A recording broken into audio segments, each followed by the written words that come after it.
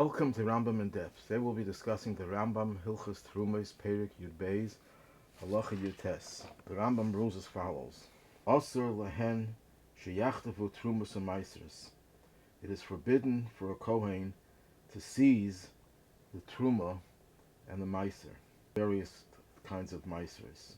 Va'afilu lishel chelkan b'fiyin asur. It is even forbidden for them to make a verbal request for them.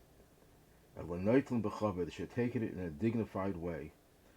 And the Rambam adds, Al shulchan hamakim hem eichlin. Why? Because they're eating and drinking from God's table. Al shulchanim hem sheisim, and they're drinking also from God's table. Umatanis elul Hashem hem. These gifts are given to Hashem. Hu baruch hu zikul lahem, and He, Hashem, apportioned them, the Terumos and Maasers, to them. And he quotes a pasuk, Shenemar, as it says in Bamidbar, Vani hine nesati lechas mishmeres terumah. Behold, I have given to you the safeguard of my Terumah. That means Terumah is like a Korban. A Korban, until the Avodah is done, it's forbidden for anyone to benefit from it. Once the Avodah is done, once the blood is sprinkled, and you fulfill the mitzvah of offering that Korban, then the Kohanim and in some cases the Yisrael who donates the Korban could partake of it. That's called Mishulchan Gavoah kazachu. That it's not chulin, it's not something that has no Kedushah. It has Kedushah in it, but you're like sitting at the king's table. It's the king's food, but he's giving you the right to eat it. So this is the Rambam's characterization of the mitzvah of Terumah and Maaser. That what you're doing is really eating off Hashem's table. Rabbi Yosef Engel, in the Sefer Assuros, says that this characterization of the Rambam will answer a question that Tosafot asks on Rashi. And as the Assuros later on brings that the Rambam holds like Rashi. What is it? What are we talking about? We're talking about what is the geder, what is the concept of Tevel, untithed produce. So Rashi in Yevamos Daf Pei Vav says that the prohibition of Tevel is the same as Terumah. It's because this Terumah contained within the Tevel, but it's mixed up over there. And that's why it's forbidden, because it is essentially Terumah. Only after you separate it and you take the Terumah out of the Tevel, and the Tevel is no longer diluted with Terumah in it, then the Kohen could eat the Terumah. That's Rashi's Shita. And there are other Rishonim who seem to hold like that also. The Ran and Adarim, and others. But Tosafot in Yevamos asks a very strong question. If the whole prohibition of Tevel is based on the fact that there's Terumah in it, then why can't a Kohen eat Tevel?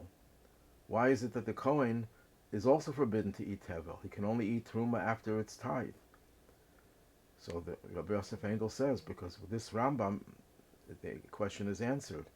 Because if the Rambam describes eating Terumah as eating from God's table, that means before it's tithed, the Terumah is in a state in which it's on God's table, and you can't just come into the palace of the king and just grab food.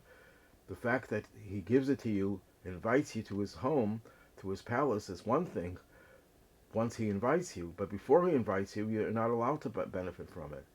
And therefore, according to the Rambam, Kohen is also forbidden to eat Tevel, even though it has Terumah in it, because it wasn't yet served to you on the king's table.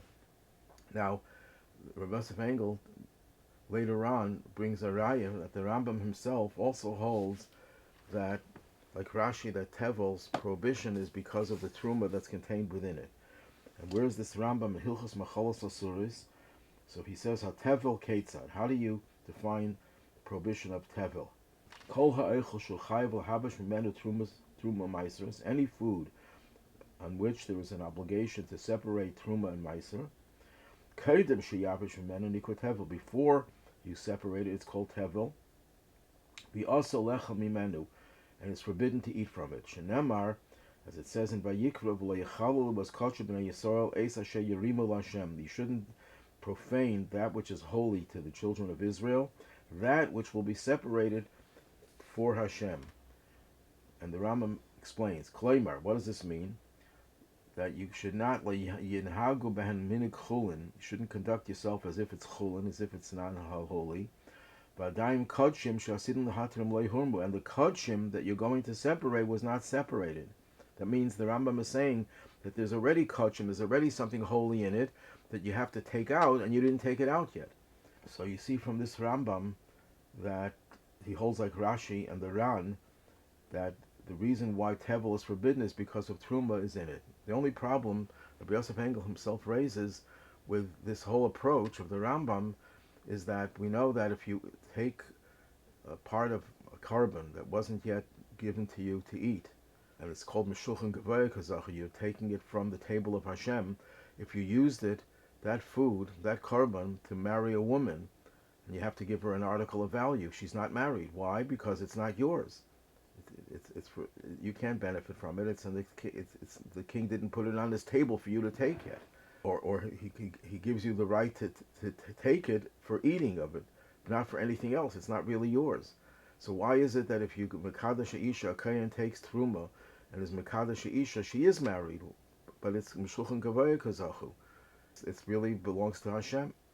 So Rabbi Yosef Engel answers that Mishulchan Gavoah kazachu is not a monolithic idea.